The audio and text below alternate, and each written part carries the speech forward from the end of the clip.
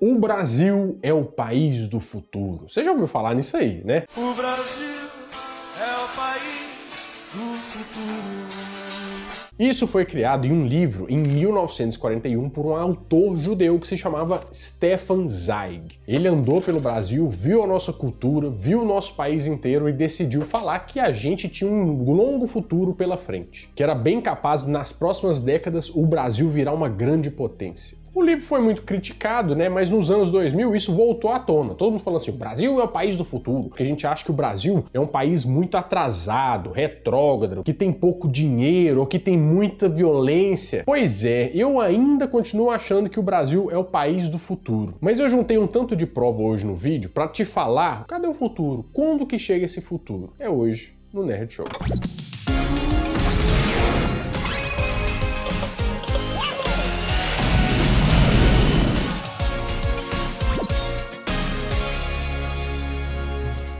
Fala, meus queridos amigos, como estão vocês? Vocês estão bom, né? Você deve saber que o Brasil foi colonizado por Portugal no início do século XVI. Porque nessa época, Portugal era uma grande potência marítima, cheia de barquinho para ir para tudo quanto é lugar. Eles eram exploradores. E qual que é a função de uma colônia? Então, normalmente a gente é explorado para levarem nossas riquezas para a matriz principal. Os povos são dizimados, né? Eles regaçam todo mundo que está aqui. E no caso aqui, o Brasil foi dividido em 14 capitanias hereditárias. Eram basicamente umas divisões ali que seriam quase como uns estados, mais ou menos. E para esse vídeo, a gente tem que fazer igual aquela época em que o seu primo tinha um videogame, porque tem o primo rico e o primo pobre. O primo rico é os Estados Unidos, né? A gente é o primo pobre. Mas nessa época aqui não. A gente estava bem em pezinho de igualdade. Porque aconteceu a mesmíssima coisa no início do século XVI. Os Estados Unidos foram colonizados, os nativos foram dizimados e eles foram divididos em 13 colônias. Por isso que tem vários filmes, várias coisas sobre as tais 13 colônias. Com a diferença de que eles foram colonizados pelos ingleses. Beleza, só que os dois países importaram mão de obra escrava. Só que infelizmente a gente foi meio recordista nisso aí. Mas vamos entender um pouquinho das diferenças. Nos Estados Unidos aconteceu um pouco diferente daqui. Porque eles tiveram sorte porque a França era inimiga da Inglaterra. E a França queria apoiar a independência dos Estados Unidos porque eles queriam tirar a força de um concorrente. Porque assim, ó, se eles perdem um pouco da colônia deles lá,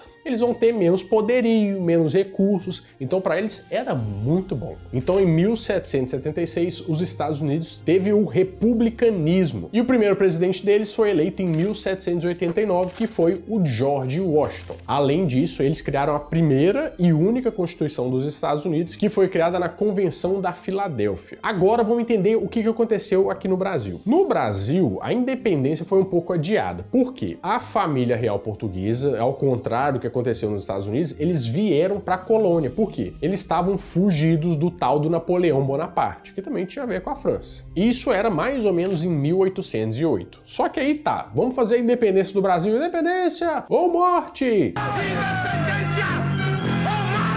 Tem um problema aqui, né? Porque quem declarou a independência do Brasil foi o filho do dono do Brasil, foi o Dom Pedro I, que era filho do Dom João VI, que era o imperador de Portugal. Então foi uma independência meio forçada, se é que dá pra... meio fake, sabe? Porque a Assembleia Geral Constituinte, depois que veio fazer a primeira Constituição do Brasil, o Dom Pedro falou assim, não, o que é isso, querido? Não vão fazer isso aqui não, vocês não vão não. Eu vou dissolver esse negócio aqui, nós vamos fazer de um outro jeito, que convinha bastante, sabe? Ele criou um Conselho de Estado por conta própria, em 1824 veio a primeira Constituição do Brasil. Aí tem dois pontos aqui. Primeiro que ele era filho do dono, né? Então ele estava muito ligado aos interesses de Portugal.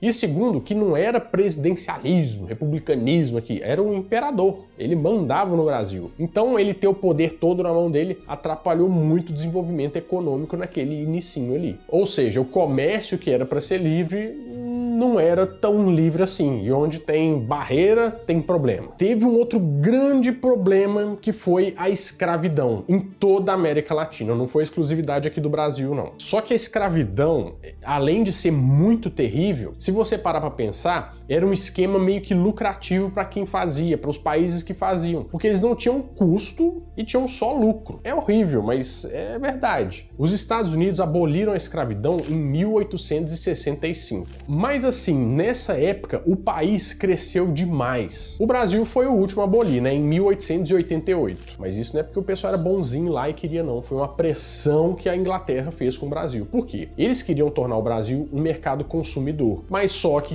para consumir, o pessoal tem que ter poder de compra e tal. Então eles falaram assim, a gente faz negócio, mas vocês têm que abolir a escravidão aí no país de vocês. Mas aquele negócio que continuava acontecendo e ninguém falava de fato o que estava rolando. Tanto é que surgiu aquela expressão para inglês ver. Então a gente tá fazendo isso aqui só para o inglês ver, depois não tá acontecendo de fato. Isso também atrasou bastante o nosso desenvolvimento do país e para um mercado mais forte, porque se tivesse comércio ia ter mais desenvolvimento. Nos Estados Unidos rolou muita segregação, os negros tinham uns lugares específicos que eles podiam frequentar, diferentes dos brancos, lugar específico no ônibus, um bebedouro só para eles. Foi um negócio terrível. Tanto que eles foram obrigados a viver nas periferias das cidades. O bairro do Brooklyn, lá de Nova York, inclusive é um grande exemplo disso, dos bairros dos negros. Já no Brasil, aconteceu quase que a mesma coisa, sendo que os ex-escravizados tiveram que ir morar nos morros, que era o espaço que sobrou para eles habitarem. Porque nenhum país que teve regime de escravidão teve uma preocupação em fazer uma indenização desses povos, né? Então eles não tinham terra, eles não tinham casa, eles não tinham emprego. E o governo brasileiro ainda fez uma tentativa de limpar o centro das cidades, o que fez essas pessoas terem que morar em lugares mais afastados, daí surgindo as favelas. Que nem eu te falei, nenhum dos países da América tinha uma preparação para indenizar ninguém, mas aqui no Brasil eles tentaram fazer uma coisa um pouco diferente, que foi embranquecer a população. O que eles fizeram? Eles começaram a anunciar para todos os países europeus que eles estavam com oportunidades, que estavam crescendo as coisas por aqui e queriam trazer o pessoal de lá. Então os italianos, os japoneses vieram para aqui para o Brasil. Tanto é que tem um museu da imigração aqui em São Paulo, que ele hoje é um museu, né? Mas na época ele era como se fosse uma pensão para receber os imigrantes italianos que chegaram aqui e não tinham onde morar. Por quê? Porque o governo brasileiro estava doando terras inteiras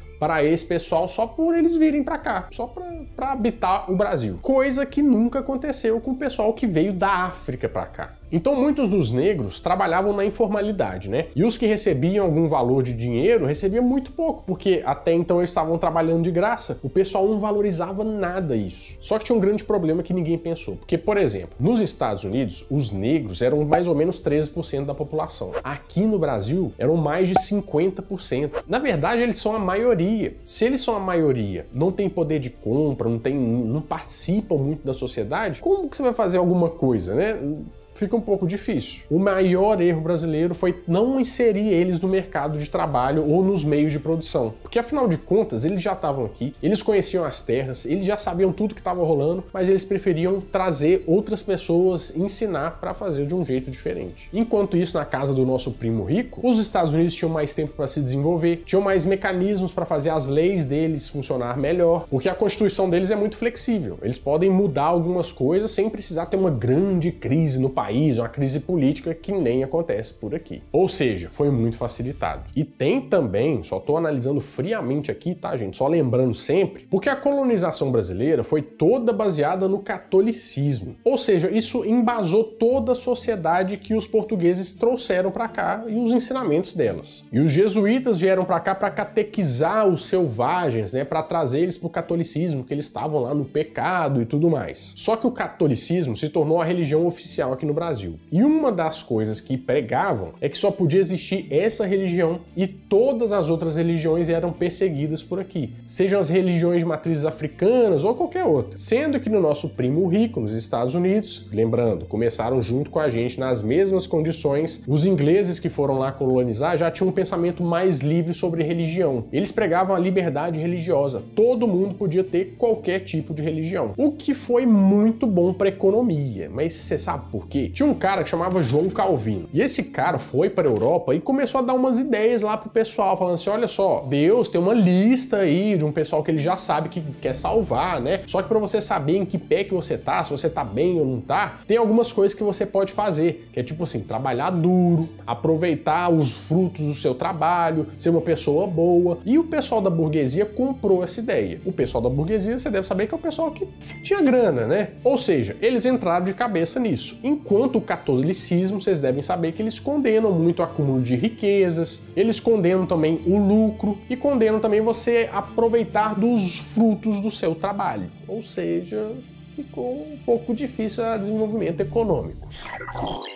Mas, continuando nossa história, agora nós vamos do período de 1889 até 1930, que foi um período que a gente viveu uma democracia, se é que a gente pode dizer assim, que ficou conhecida como a República do Café com Leite. Você já deve ter ouvido isso nas suas aulas de história, mas o que isso significava? É porque tinha um presidente no Brasil, beleza. Só que o presidente sempre era ou de São Paulo ou de Minas Gerais, ou de São Paulo ou de Minas Gerais, porque eles tinham muito interesse econômico e fizeram essa panelinha aí para que os presidentes sempre viessem desses lugares, deixando o resto do pessoal do Brasil de fora. E o último presidente desse período foi o Washington Luiz, que chegou até a ser governador de São Paulo nos anos 20. Foi ele, inclusive, que iniciou a construção de estradas aqui no Brasil, que começaram a ligar os outros lugares. Mas nós vamos chegar lá ainda não é o momento não. Só que em 1930 eles quiseram dar um basta nisso, porque já viram assim, não é possível, Minas Gerais, São Paulo, Minas Gerais, São Paulo, isso é tudo jogo de interesse. Eles estão brigando não é nem por projeto de lei, de nada, é por puro poder. Aparece o menino Getúlio Vargas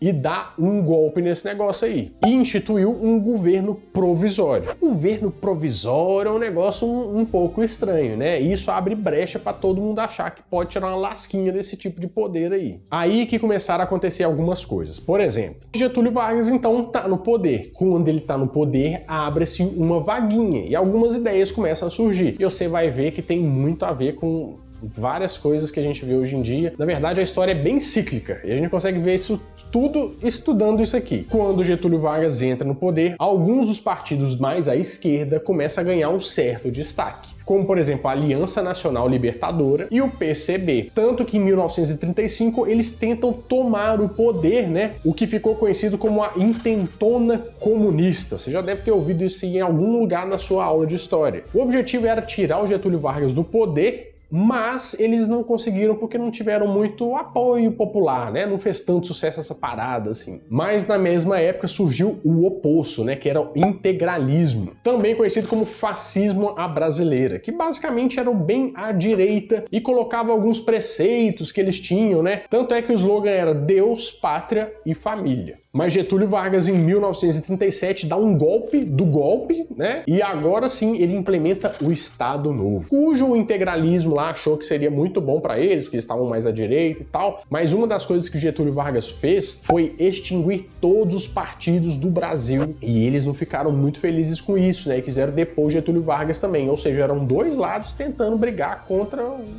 cara do meio ali. Só que a desculpa do Getúlio Vargas para fazer isso foi de que era a ameaça do comunismo. Sempre o comunismo aparece como um grande malfeitor do mundo, né? Eles até usaram um documento falso para provar que os comunistas estavam tentando um plano, alguma coisa assim, mas não tinha na verdade nada disso, mas foi o suficiente para o pessoal comprar a ideia. Getúlio Vargas subiu no poder. E a principal coisa que o Getúlio Vargas tinha que fazer era se posicionar na Segunda Guerra Mundial. Ele deu até um discurso sobre isso. Não há presentemente motivos de espécie alguma, de ordem moral ou material, que nos aconselhem a tomar partido por qualquer dos povos em luta. O que nos cumpre é manter estrita neutralidade ativa e vigilante na defesa do Brasil. Getúlio Vargas disse que queria ser neutro, que ele não tinha muito a ver com a história que estava rolando ali, e que ele só entraria na guerra quando a cobra fumasse. O que ficou muito engraçado quando depois ele entrou na guerra, ajudando lá o pessoal dos Estados Unidos numa batalha lá na Itália, e um soldado tirou uma foto icônica falando que agora a cobra tava fumando. Beleza, mas apesar dos pesares, né, de toda essa história que tá rolando, nessa época o Brasil teve alguns avanços importantes, porque o país começou a ser mais industrializado, tiveram leis trabalhistas, teve salário mínimo, teve a Companhia Siderúrgica Nacional, teve o Conselho Nacional de Petróleo, teve a Companhia Hidroelétrica do São Francisco, mas o Getúlio Vargas foi forçado a renunciar depois da Segunda Guerra Mundial. Ultimada a recomposição política e reajustados os quadros governamentais, retornarei às atividades de simples cidadão. Por quê? Porque na verdade não fazia sentido. Na Segunda Guerra eles estavam querendo quebrar os caras lá que eram os ditadores e tal, e o ditador que estava aqui no Brasil ia continuar no poder? Não dava. Ele foi obrigado a renunciar. Mas o desenvolvimentismo continuou aqui no Brasil nos anos 50. Inclusive com a industrialização, é que é possível que um país cresça, que tenha inovações. Por exemplo, toda indústria nacional tem que ser muito valorizada, né? Tipo essa camiseta da Insider que eu tô usando aqui, que se você for falar que produto nacional não é bom, é porque você nunca usou essa camiseta aqui, pelo amor de Deus. Essa aqui é uma camiseta com tecnologia, que, por exemplo, se você começar a suar dentro dessa camiseta, ela tem uma tecnologia de evaporação. Então, assim, né, você fica confortável o dia inteiro. E não é só isso, porque quem tem preguiça também de ficar passando roupa e tal, seria tão bom se ela desamassasse no corpo, né? Coisa que ela faz muito bem. Eu adoro muito, inclusive, por causa disso. E no site não tem só camiseta, claro. Tem short, tem boné, tem cueca, que a cueca, inclusive, é a que mais tem tecnologia. Nossa senhora, que beleza. E se você quiser um produto nacional que não perde pra nada nos produtos de fora, inclusive é até bem melhor, um tecido gostoso, você pode usar o cupom NERD12, que te dá 12% de desconto em todo o site da Insider. Quer pedir? Faz o seguinte, ó, se você estiver vendo pela televisão, aponta a câmera do seu celular para esse QR Code que está aparecendo aqui em cima. Ou então, clica no primeiro link que está aparecendo aqui na descrição do vídeo que você não vai se arrepender, tá? Produção nacional de qualidade, produto certificado e você ainda apoia o mercado brasileiro. Mas o desenvolvimentismo continuou aqui no Brasil nos anos 50. Porque, olha só, o Getúlio Vargas voltou, mas dessa vez eleito por voto popular. Foi inclusive nessa época que ele criou a Petrobras, que hoje não preciso nem falar sobre ela, né? Veio também o Juscelino Kubitschek em 1955, que ficou conhecido por aumentar e muito as estradas aqui no Brasil. A ideia dele era ligar as regiões, tanto é que ele moveu a capital do Brasil para o centro do Brasil e construiu Brasília. É o aeroporto de Brasília, uma das primeiras construções no vazio demográfico que antes existia no sítio escolhido para a nova capital. Em ano e meio de trabalho, ergueu-se a obra-prima do gênio de Oscar Niemeyer, o Palácio da Alvorada, residência oficial do chefe da nação e marco monumental da conquista do Planalto. O mundo inteiro já admira esta joia de inconfundível beleza, tanto pelas suas linhas externas como pela artística decoração do seu interior. Só que isso até hoje é considerado um grande erro, né? Porque estrada é um negócio complicado. O ideal para o Brasil seriam as ferrovias, que é um transporte muito mais em conta e consegue carregar muito mais coisa, além de ser muito mais confiável. Ou também o Brasil, que é um país cheio de rio e tal, também poderia fazer esse transporte por meio de barcos e tal, mas o pessoal não pensou isso nessa época. O problema das estradas é que elas ficam muito caras para serem feitas, muito caras para serem mantidas e também o transporte depende do combustível fóssil, do preço do combustível, então fica complicado. Mas continuou, em 1960 o Jânio Quadros entra no poder, mas só que ele renuncia e deixa o João Goulart, que era o vice, no lugar dele. Só que o Jango, né, aí a gente vai entrar numa coisa mais polêmica aí, porque na verdade o Jango começou a conversar com a China, abrir negociações, ficar mais próximo, e também tocou no nome de reforma agrária. E aí você já viu, hora que falou qualquer coisa disso aí, já vira comunismo, já falam sobre isso, e aí o bicho começa a pegar. Diante da recepção calorosa que nos proporcionaste, senti-me como se estivesse hospedado na casa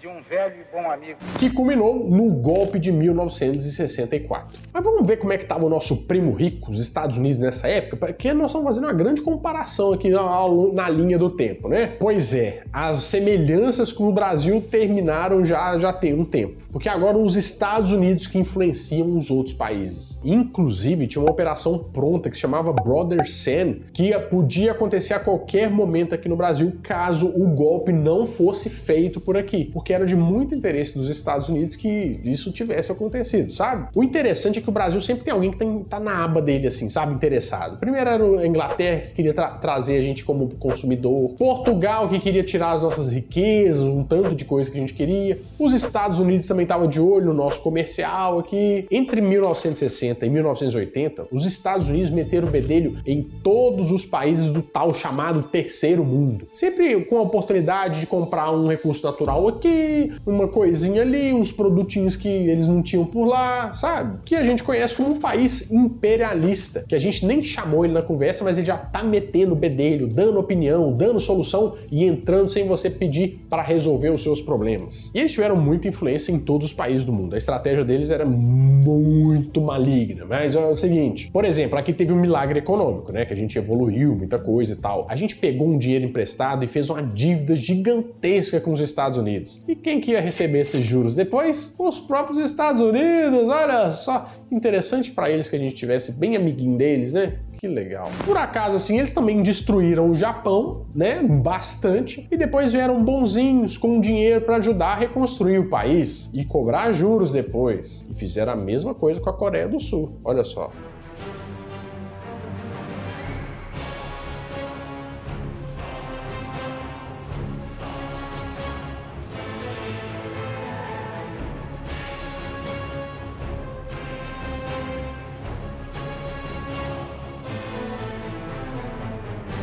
Enquanto eles não tinham entrado na Segunda Guerra Mundial, eles estavam lá, né, financiando outros países e tal, para continuar a guerra, o pau quebrando lá na Europa, eles se destruindo, para eles chegar com dinheiro, para eles se reconstruírem. Eles só entraram na guerra porque o pessoal atacou o Pearl Harbor lá, que inclusive do filme, sabe? Mas eles não queriam entrar não, entraram porque precisavam. E eles gostavam muito de reconstruir as coisas porque era um jeito muito bom deles trazerem a cultura americana. Enquanto eles estavam trabalhando lá dentro, mostram um trem aqui, uma coisa ali, faz uma propaganda, ganham dinheiro e mostram pra eles que pela propaganda eles são o melhor país do mundo. Mas por que eu falo que o Brasil não é um país atrasado? Então, até agora eu tô te falando vários motivos aqui que eu acho que te mostram de por que o Brasil não é atrasado. E nós vamos conseguir ver mais ainda a partir de agora. Porque na verdade a gente tem que pensar por pontos de vista. A gente pensa que sempre é terra arrasada, Brasil isso, Brasil aquilo, mas vamos lá, vamos com calma. Se a gente for comparar com os Estados Unidos, que começou junto com a gente, com a mesma situação, não sei o que, realmente, tomamos algumas decisões equivocadas ali que podiam ter mudado o rumo um pouco da história. Mas vamos comparar com outras colônias europeias também? Por exemplo, o Haiti e Mali foram colônias da França. A Índia, Malásia e Paquistão foram também colônias da Inglaterra, as mesmas dos Estados Unidos. É bem diferente,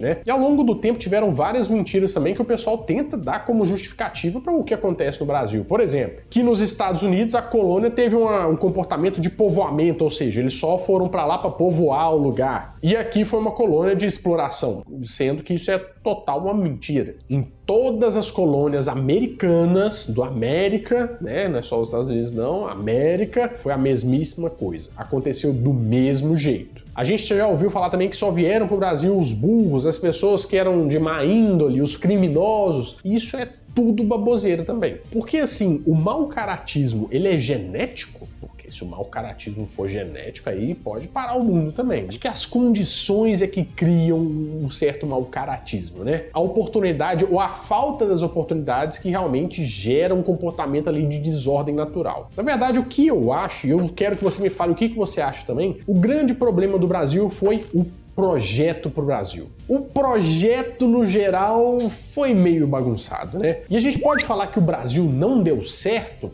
A gente não pode falar que o Brasil não deu certo. O Brasil deu muito certo. Depende para quem você pergunta. Para que aspecto o Brasil deu certo e para que aspecto o Brasil deu errado. Porque, por exemplo, o Brasil, apesar dos pesares, chegou a ser a 6ª economia do mundo, à frente da Inglaterra em 2011. Nós somos um dos maiores produtores de alimentos do mundo, ou seja, a gente mata muita fome por aí. O grande problema mesmo é a distribuição interna que é muito mal feita. Porque, por exemplo, exporta muita comida e tal, só que falta gente comer aqui no Brasil. E o pessoal se alimenta aqui no Brasil mesmo é da agricultura familiar, que são os pequenos produtores. Nós temos aqui direitos trabalhistas, é claro que tem uma série de problemas nisso aí, não é perfeito, mas a gente tem algumas garantias. Tem saúde de graça, é claro que pode melhorar, pode tudo sempre melhorar, mas é de graça. Os Estados Unidos, por exemplo, endivida várias pessoas por causa disso. Você sabia que para chamar uma ambulância lá, são mais ou menos $900? para chamar uma ambulância? A pesquisa científica aqui no Brasil é totalmente ligada às universidades, que são de graça. Tecnologia, gente, a Embraer é uma empresa gigantesca, uma das líderes no mundo no segmento da aviação. Inclusive, o avião é nosso, né? É do Brasil. Extração de gás e petróleo com tecnologia nossa. E nós temos uma das matrizes energéticas mais bem feitas do mundo, porque a nossa geração basicamente é baseada em hidrelétricas, que é uma energia renovável, né? Isso é mais ou menos 60,2% da geração do Brasil, comprando uns parentes ali próximos e tal, mas só aqui dá uns 56%. Energia eólica e solar, 22,8%. E só 15% aqui no Brasil que são energias não renováveis. Ou seja, a hora que o negócio do petróleo não for mais um bom negócio, que tiver lá em crise, a gente já vai estar meio preparado para isso. Ou seja, depois desse vídeo, você acha que o Brasil ainda é um país atrasado? Eu não posso falar que o Brasil é um país atrasado. Acho que o ponto não é isso, porque depende. São 2 pesos e 2 medidas. Eu tenho certeza que o futuro ainda não chegou para o Brasil. Ele ainda é o país do futuro. Porque se você parar para pensar, o Japão, que a gente fala assim, todo avançado e tal, é um país milenar. Tem muitos anos, muito antigo. A gente tem 500 anos de descobrimento. E você percebeu com essa história toda que eu te contei, como que o nosso progresso foi diversas vezes resetado? Assim, tá evoluindo o negócio? Vai pro início, volta pro início, volta pro início. Parece jogo de tabuleiro que você tira 2 dados e vai pra prisão. Toda hora aparecia alguma coisa pra atrapalhar. Seja briga política de um lado ou de outro, ninguém vai pra frente. Uma bagunça. E por muito tempo, a gente foi só um quintal de Portugal. Mesmo depois de ficar um país livre, a gente ficou muito subjugado a Portugal. Então meio que no meio de um golpe ou outro, a gente foi montando um carro às pressas, com um carro andando. Eu vou te falar que se a gente comparar com alguns vizinhos que a gente tem, que tiveram mais oportunidade que a gente tá bem demais. Lembrando que o objetivo desse vídeo não é político, não tem nada a ver com isso, na verdade eu odeio política, porque só sai briga. O objetivo desse vídeo foi mostrar a realidade dos fatos, o que aconteceu de fato aqui no Brasil e do porquê que eu acho que o Brasil não é atrasado. Na verdade, atrasaram o Brasil, mas eu acho que se a gente se juntar, a gente ainda chega lá. Bom, meus amigos, é isso. Eu espero que vocês tenham gostado bastante desse vídeo. E se você gostou, já deixa um like, se inscreve no canal e vai ver os outros 2 vídeos que estão aparecendo aqui. Eu tenho certeza que você vai gostar bastante. Bom, vou ficando por aqui, mas toda semana eu volto com mais uma história quentinha, fresquinha, crocante pra vocês. Então, adeus!